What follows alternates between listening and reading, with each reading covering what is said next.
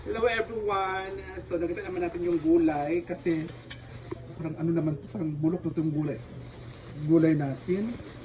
Naka ano lang yun sa ref. So ngayon mga moms, sayang kasi yung gulay, matisira na kasi, sa ref lang kasi siya nakatambay. So ang gagawin ko ay lulutuin ko po yan. Ang sahog ko lang ay ito lang, di ba? At saka may paksiw naman doon na konti.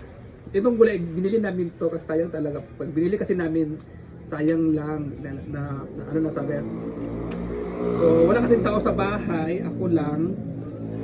Si mama naman ay, ewan ko na nasaan si mama. So si papa naman ay wala din. Kasi nagsawa na din kami sa, nagsawa na kasi kami sa ano sa isda lagi. Araw-araw na kami nag-iisda mga momsi.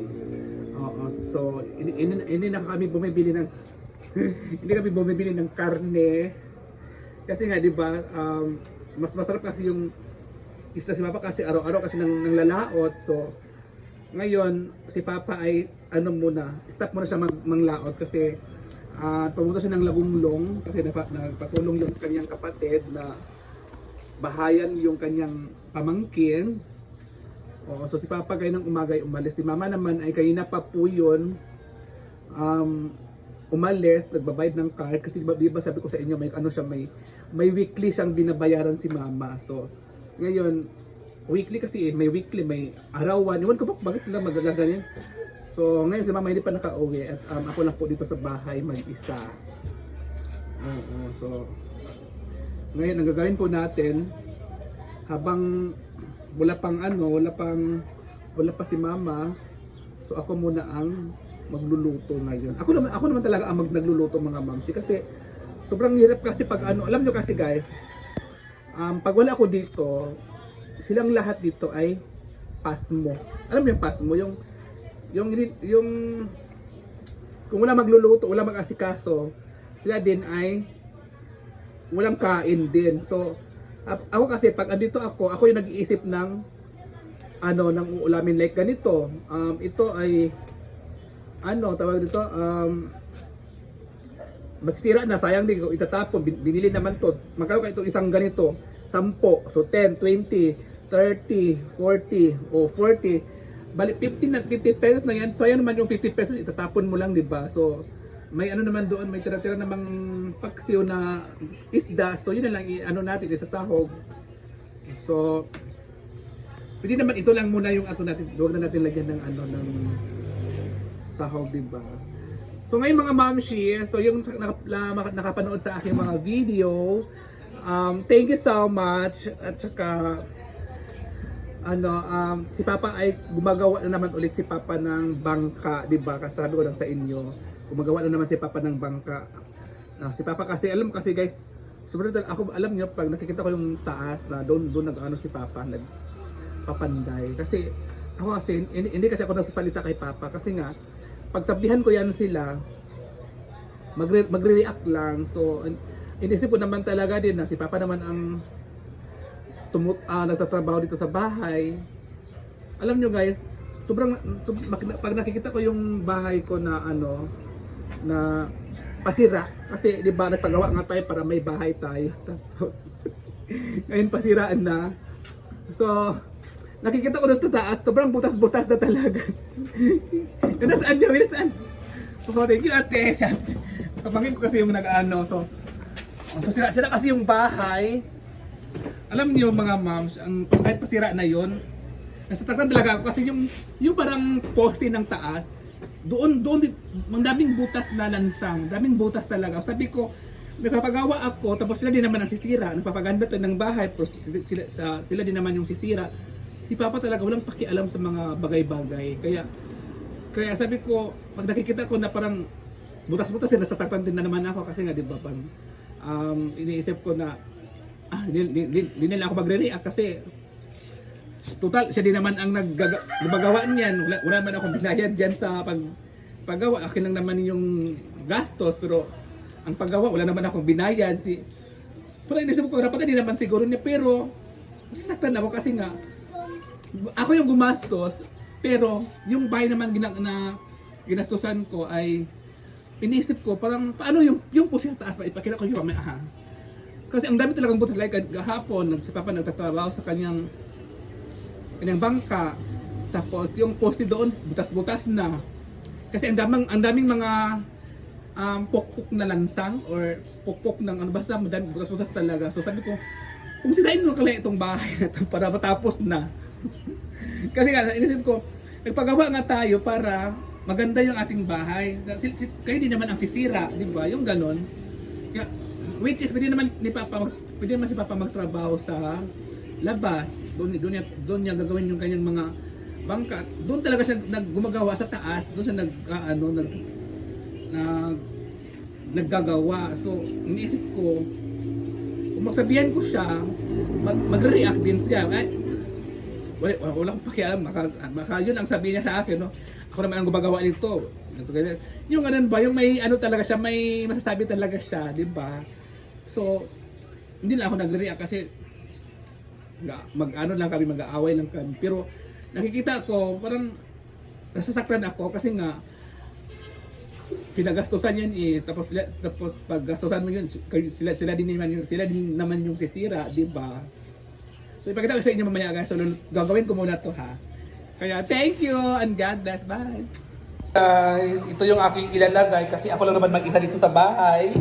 Pag ako lang kasi dito mag-isa sa bahay, kukunin ko naman ay yung mga pagkain dito o mga ulam na nakikita ko ay yan po ay lulutuin ko talaga ng bonggang-bongga.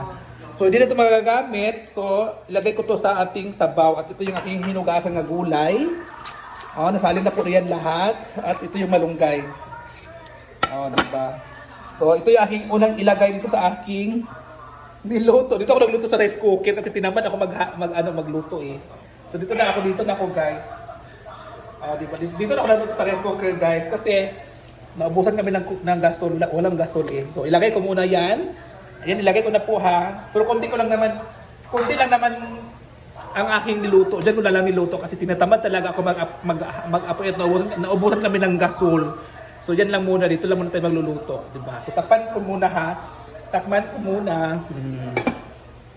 Tayo mga moms, ito din yung aking bahaw kasi ang dami kasing kanin kanina, yun po yung niluto ko. Inuna ko po itong lutuin kasi para hindi mapanis kasi ang dami talagang pagkain dito mga moms. So ang mga hindi nakakain na pagkain ay niluluto ko talaga. Hinahanapan ko ng paraan kasi kung itatapon ko lang yan, ang pagkain kanin, so makakain pa naman. So ginisang kanin po yan. O, diba? At ako lang naman mag-isa dito sa bahay kasi wala namang tao dito sa bahay. Ako lang naman mag-isa dito so walang tao. Manood ako ng TV. Diba? So, ano ko muna guys. So ayan na guys, nilagay ko na po yung gulay.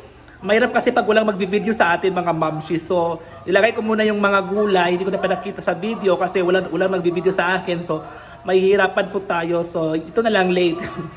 So mamaya guys, kakain na po tayo guys kasi ako lang po mag-isa dito. Kaya thanks God, thank you. Naman sarap niyan. Hello everyone, so ito na yung ating ulam for today. Sabaw, lawoy kasi ako lang naman dito sa bahay. Ako lang kasi dito sa bahay, so maglalawoy muna tayo guys. So luto na siya, kakain tayo. Nanood ako ng TV kasi si Papa wala dito. Kaya ng ulam mo kayo ng ano.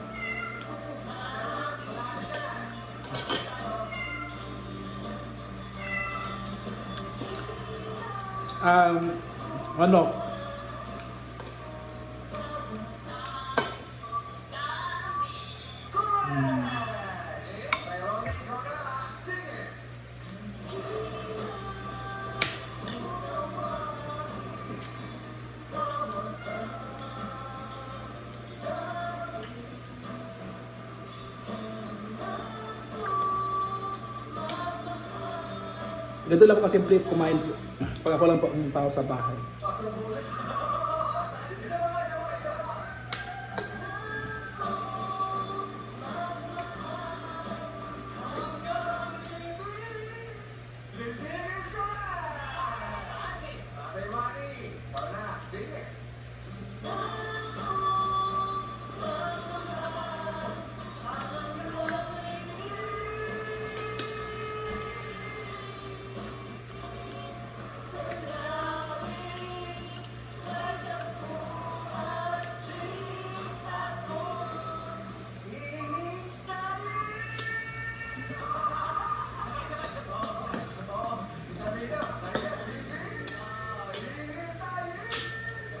Kain guys.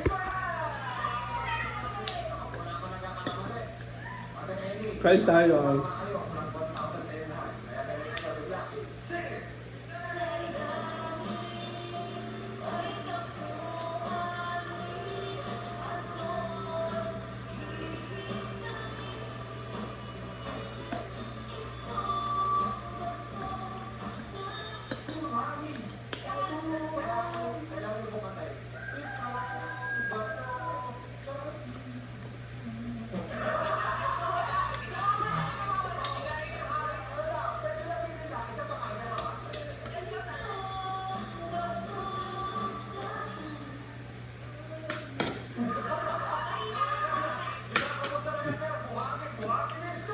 So ayan guys, so dito yung taas natin. Dito po gumagawa sa pa ng bangka. Oh, ayan po ay gagawin po niyang bangka yan. Ay itong poste na to, ayan po yung maraming butas sa harap. Maraming butas po yan. Kasi dito si Papa kasi nagpapantay ito. Nagpapanday siya. Oh, meron din naman dito. Ang lalalim yan mga mamsi. Meron din dito sa harap. Ito na naman pinutol niya ito.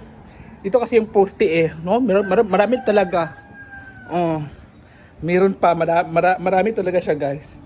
Ito kasi yung poste sa taas. Poste din 'yan.